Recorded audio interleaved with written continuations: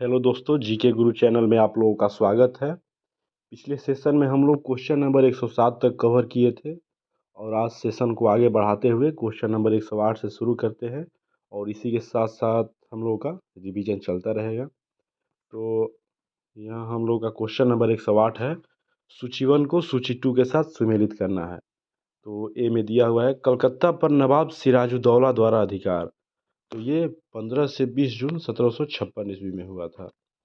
ठीक है, काल कोठरी की त्रासदी जो हुई थी वो 20 जून 1756 ईस्वी में, और जो इसके रचयिता थे वो हॉलवेल थे। उनके अनुसार सिराजुद्दौला ने 146 व्यक्तियों को बंदी बनाया था, जिसमें 123 मर चुके थे और मात्र 23 जिंदा बचे थे। अलीनगर की संधि जो हुई थी वो 9 फरवरी 1757 ईस्वी में, और पलासी का युद्ध जो हुआ था 23 जून 1757 ईस्वी में। और पलासी के युद्ध के बारे में, यह अंग्रेज और सिराजुद्दौला के मध्य हुआ था। अंग्रेज के तरफ से रॉबर्ट क्लाइव और सिराजुद्दौला सिराजुद्दौला का जो सेनापति था वो मीर जाफ़र था। मीर जाफ़र की धोखाधड़ी के चलते सिराजुद्दौला की हार हुई थी। इसमें अंग्रेज विजयी हुए हैं और पलासी के युद्ध के बाद भारत पर जो अधिकार करने का जो रास्ता खुल गया था। ठीक है, ध्यान रखना, इसका ऑप्शन नंबर ए सही होगा। एक क्वेश्चन नंबर 109, बंगाल के नवाब मीर जाफ़र ने कठपुतली मुगल बादशाह शाह आलम द्वितीय से क्लाइव को साबत जंग की उपाधि एवं कुछ क्षेत्रों की जमींदारी दिलाई। क्लाइव की जागीर कहलाने वाले उस क्षेत्र की पहचान करें। तो इसका ऑप्शन नंबर ए सही होगा, 24 परगना। जो बंगाल का नवाब मीर जाफ़र था वो कठपुतली ही था अंग्रेज़ों का, क्योंकि सिराजुद्दौला जो मीर जाफ़र ने जब धोखाधड़ी की थी सिराजुद्दौला के साथ, तो पहले से तय था कि जब पलासी के युद्ध जब अंग्रेज जीत जाएंगे तो मीर जाफ़र बंगाल का नवाब बनेगा। और जो मुग़ल बादशाह था शाह आलम द्वितीय, तो क्लाइव को साबतगंज की उपाधि एवं कुछ क्षेत्रों की जमींदारी दिलाई थी। ठीक है, शाह आलम द्वितीय से। तो जो क्षेत्र था वो 24 परगना क्षेत्र था। ठीक है, इसी के साथ इसका ऑप्शन नंबर ए सही होगा। क्वेश्चन नंबर 110, बंगाल के नवाब मीर कासिम ने मुर्शिदाबाद के स्थान पर मुंगेर को राजधानी बनाया, क्योंकि। तो इसका ऑप्शन नंबर ए सही होगा। यह वह मुर्शिदाबाद के षड्यंत्रमय वातावरण तथा कलकत्ता से दूर रहना चाहता था, ताकि अंग्रेजों का हस्तक्षेप ना हो। हाँ, जब मीर जाफ़र के बाद जब मीर कासिम जब बंगाल का नवाब बना था, तो इसने राजधानी को परिवर्तित किया था मुर्शिदाबाद से मुंगेर, और ताकि जो अंग्रेज़ों का हस्तक्षेप ना हो।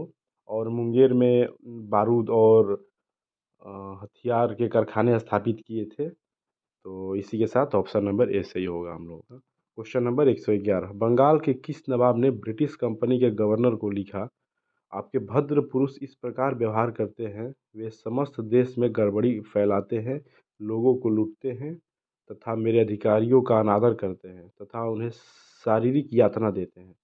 तो ये जो लिखा था बंगाल के एक नवाब मीर कासिम ने लिखा था ब्रिटिश कंपनी के गवर्नरों को। ठीक है, एक स्टेटमेंट को एक बार और पढ़ते हैं। आपके भद्र पुरुष इस प्रकार व्यवहार करते हैं, वे समस्त देश में गड़बड़ी फैलाते हैं, लोगों को लूटते हैं तथा मेरे अधिकारियों का अनादर करते हैं तथा उन्हें शारीरिक यातना देते हैं। ये जो कथन है वो मीर कासिम का है, ध्यान रखना है। क्वेश्चन नंबर 112, बंगाल के किस नवाब ने 2 वर्षों के लिए सभी व्यापारियों के लिए समस्त व्यापारिक करों एवं चुंगियों को खत्म कर एक बड़ा असाधारण कदम उठाया था? तो इसका ऑप्शन नंबर सी होगा। तो मीर कासिम बक्सर के युद्ध में जो बंगाल का नवाब था वो मीर कासिम। और उस समय एक क्वेश्चन इंपॉर्टेंट बनता है कि बक्सर के युद्ध के समय बंगाल का नवाब कौन था? तो उस समय नवाब था मीर जाफर। और बंगा और बक्सर के युद्ध में हेक्टर मुनरो और तिलगुट सेना थी, और तिलगुट सेना में कौन थे? तो मीर कासिम थे, और सुजाउद्दौला अवध का नवाब, और मुगल सम्राट शाह आलम द्वितीय। ठीक है, ध्यान रखना है। तो जो बंगाल का जो उस समय जो नवाब जो मीर कासिम था, तो उसने 2 वर्ष के लिए सभी व्यापारियों के लिए व्यापारिक कर एवं चुंगियों को खत्म कर दिया था। ठीक है, Mir Qasim. Question number 113, Clive एवं मुगल बादशाह शाह आलम द्वितीय के बीच हुई इलाहाबाद की प्रथम संधि, जो कि 12 अगस्त 1765 ईस्वी में हुई थी, के संदर्भ में इन कथनों पर विचार कीजिए। तो कथन नंबर पहला मेरा है, शाह आलम द्वितीय को कड़ा एवं इलाहाबाद के जिले दिए गए। ठीक है, तो ये कथन जो है वो सही है। और कथन दो, कंपनी को 26 लाख कंपनी को 26 लाख रुपये सालाना के बदले बंगाल, बिहार एवं उड़ीसा की दीवानी अस्थायी रूप से मिली। ये भी कथन सत्य है। इसी के साथ द्वैध शासन लागू हुआ था। द्वैध शासन लागू करने वाला कौन था? Robert Clive. द्वैध शासन को समाप्त करने वाला वारेन हेस्टिंग्स। ध्यान रखना है। हैदराबाद के उत्तर के जिलों उत्तरी सरकार को अंग्रेजों के जागीर के रूप में मान्यता दी गई। ये भी कथन सत्य है। तो इसी के साथ मेरा ऑप्शन नंबर डी सही होगा। इलाहाबाद की द्वितीय संधि, सॉरी दोस्तों, इलाहाबाद की द्वितीय संधि किनके बीच हुई थी? तो इलाहाबाद की द्वितीय संधि सबसे पहले तो 16 अगस्त 1765 ईस्वी में हुई थी और ये शुजाउद्दौला एवं क्लाइव के बीच हुई थी। ठीक है। क्वेश्चन नंबर 115, कर्नल क्लाइव का गधा या सियार की संज्ञा किसे दी गई थी? तो इसे ऑप्शन नंबर बी होगा, मीर जाफर को। मीर जाफर जो कि कठपुतली था, अंग्रेजों का कठपुतली था। ठीक है, तो इसी को कर्नल क्लाइव का गधा या सियार की संज्ञा दी गई थी। क्वेश्चन नंबर 116, कलकत्ता की सुप्रीम कोर्ट के एक न्यायाधीश ने बंगाल के नवाब को भूसे से भरे एक बैताल के रूप में उल्लेखित किया। तो किसे उल्लेखित किया है? तो मुबारक दौला को। ठीक है, ध्यान रखना है, मुबारक दौला को भूसे से भरे बैताल के रूप में उल्लेखित किया है। क्वेश्चन नंबर 117, कर्नल मालसन ने कहा, कंपनी के अधिकारियों का अब एक ही उद्देश्य है, जितना लूट सको लूटो, और यह कि वह सोने की एक ऐसी थैली है जिसमें जब जी चाहे हाथ डाल लो। इसमें वह किसके लिए प्रयुक्त किया गया है? तो वो मीर जाफर के लिए। ठीक है, एक क्वेश्चन को एक बार और पढ़ते हैं। कंपनी कर्नल मालसन ने कहा, कंपनी के अधिकारियों का अब एक ही उद्देश्य है, जितना लूट सको लूटो, और यह कि वह सोने की ऐसी थैली है जिसमें जब जी चाहे हाथ डाल लो। यह मीर वह जो शब्द प्रयोग हुआ है, मतलब जितना लूटना चाहे वो लूट लो। वह एक ऐसी सोने की ऐसी थैली है जिसमें जब जी चाहे हाथ डाल लो। यह मीर जाफर के लिए प्रयुक्त हुआ है। और इसमें चूंकि यह अंग्रेजों का कठपुतली था, यह कुछ भी करो, यह मतलब विरोध कर नहीं करता था, इसलिए इसके बारे में यह कहा गया है। क्वेश्चन नंबर 118, किसने फ्रांसीसी विशेषज्ञों की मदद से डिंडुगुल में एक आधुनिक शस्त्रागार स्थापित किया? डिंडुगुल के बारे में हम लोग पिछले सेशन में इसको देखे थे। डिंडीगुल क्या था? तो एक तमिलनाडु में एक नगर, इसको डिंडीगुल था, एक तमिलनाडु में एक नगर।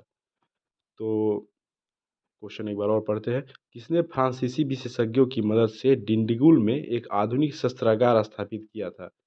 तो हैदर अली ने स्थापित किया था। इसका ऑप्शन नंबर बी होगा, हैदर अली। हैदर अली जो मैसूर राज्य की स्थापना किया था, और जब मैसूर राज्य के विकास के क्रम में अंग्रेज और मैसूर के बीच 4 युद्ध हुए थे। प्रथम आंग्ल मैसूर युद्ध, द्वितीय आंग्ल मैसूर युद्ध, और तृतीय आंग्ल मैसूर या चतुर्थ आंग्ल मैसूर युद्ध।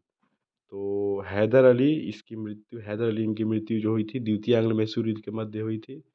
और टीपू सुल्तान जो कि हैदर अली का पुत्र था, इसकी मृत्यु चतुर्थ आंग्ल मैसूर युद्ध के मध्य हुई थी।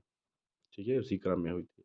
क्वेश्चन नंबर 115, किसने घोषणा कर रखी थी कि वह अंग्रेजों को पहले तो अकाट से निकाल बाहर करेगा और अंततः भारत से? तो इसका option number C, Haidar Ali. इसी ने यह घोषणा की थी कि वह अंग्रेजों को सबसे पहले अकाट से निकाल बाहर करेगा और उसके बाद भारत से। यह हैदर अली ने कहा था। ठीक है। क्वेश्चन नंबर 120, सूची 1 को सूची 2 के साथ सुमेलित करना है। तो प्रथम आंग्ल मैसूर युद्ध जो कि 1767 से 69 के मध्य हुआ था, और ये मद्रास की संधि के तहत समाप्त हुआ था। द्वितीय आंग्ल मैसूर युद्ध जो कि 1780 से 84 के समय हुआ था, और यह मंगलोर की संधि के साथ समाप्त हुआ था। इस समय जो गवर्नर था, गवर्नर जनरल उस कौन था? तो कार्नवालिस था। ठीक है, इस बात को भी ध्यान रखना है। तृतीय आंग्ल मैसूर युद्ध 1790 से 92 के मध्य हुआ था, और यह श्रीरंगपट्टनम की संधि के तहत समाप्त हुआ था। और इस समय जो गवर्नर था वो बेलेजली था, इसको भी ध्यान रखना है। जली जो सहायक संधि किसने शुरू की थी? बेलेजली ने। ठीक है, ध्यान रखना है। और सहायक संधि को अपनाने वाला प्रथम राज्य हैदराबाद। सारे ये फैक्ट्स को याद रखना है, इसका ऑप्शन नंबर ए सही होगा। फिर क्वेश्चन नंबर 121 है, सूची 1 को सूची 2 के साथ सुमेलित करना है। एक तरफ युद्ध दी हुई है और दूसरी तरफ इस युद्ध में अंग्रेजी सेना का नेतृत्व किसने किया था? तो प्रथम आंग्ल मैसूर युद्ध, इसमें जो अंग्रेजी सेना का नेतृत्व जनरल स्मिथ ने किया था। ठीक है। द्वितीय आंग्ल मैसूर युद्ध, इसमें जनरल आयरकुट ने किया था। वहीं जनरल आयरकुट जो कि वांडीवास के युद्ध में, जब वांडीवास का जो युद्ध हुआ था अंग्रेज और फ्रांसीस के मध्य 1760 ईस्वी में, तो ब्रिटिश की तरफ से जो नेतृत्व किया था वो आयरकुट ने, और जो फ्रांसीसी सेना का नेतृत्व किया था वो लाली ने किया था। तृतीय आंग्ल मैसूर युद्ध, इसमें अंग्रेजी सेना का नेतृत्व किसने किया था? तो मेजर जनरल मेडोज। ठीक है, ध्यान रखना है। और चतुर्थ आंग्ल मैसूर युद्ध में, इसमें अंग्रेजी सेना का नेतृत्व जनरल स्टुअर्ट। ठीक है, इसी के साथ मेरा ऑप्शन नंबर ए सही होगा। क्वेश्चन नंबर 122, हैदर अली की मृत्यु 1782 ईस्वी में, जो कि द्वितीय आंग्ल मैसूर युद्ध के क्रम में हुआ था, किस युद्ध के दौरान हुई थी? देखिए, यही क्वेश्चन पूछा है। तो द्वितीय आंग्ल मैसूर युद्ध के समय हुई थी। क्वेश्चन नंबर 123, द्वितीय आंग्ल मैसूर युद्ध को बंद करने के लिए टीपू सुल्तान तथा अंग्रेजों की मध्य मंगलोर की संधि हुई थी। ये एक फैक्ट है, याद रखना है। इस संधि पर अंग्रेजों की ओर से हस्ताक्षर करने वाले मद्रास के गवर्नर का क्या नाम था?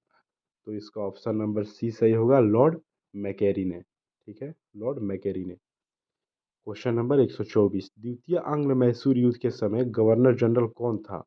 तो वारेन हेस्टिंग्स। ठीक है, ध्यान रखना है। द्वितीय आंग्ल मैसूर युद्ध के समय वारेन हेस्टिंग्स था। तृतीय आंग्ल मैसूर युद्ध के समय कार्नवालिस था। और चतुर्थ आंग्ल मैसूर युद्ध के समय बेलेजली था। इस बात को ध्यान रखना है। द्वितीय आंग्ल मैसूर युद्ध के समय वारेन हेस्टिंग्स, तृतीय आंग्ल मैसूर युद्ध के समय कार्नवालिस। कार्नवालिस जो कि अस्थाई बंदोबस्त की जो पद्धति शुरू की थी, किसने शुरू की थी? कार्नवालिस।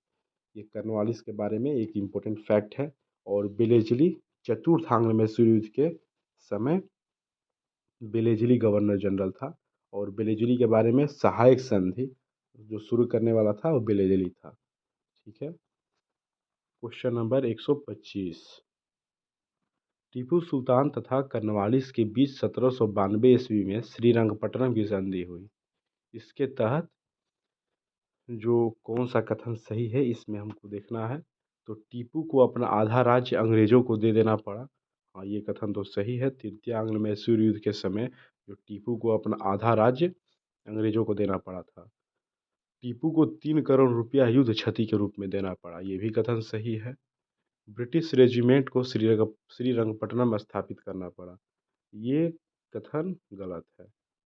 और अपने 2 बेटों को बंधक स्वरूप अंग्रेजों के पास रखना स्वीकार करना पड़ा, ये कथन सही है।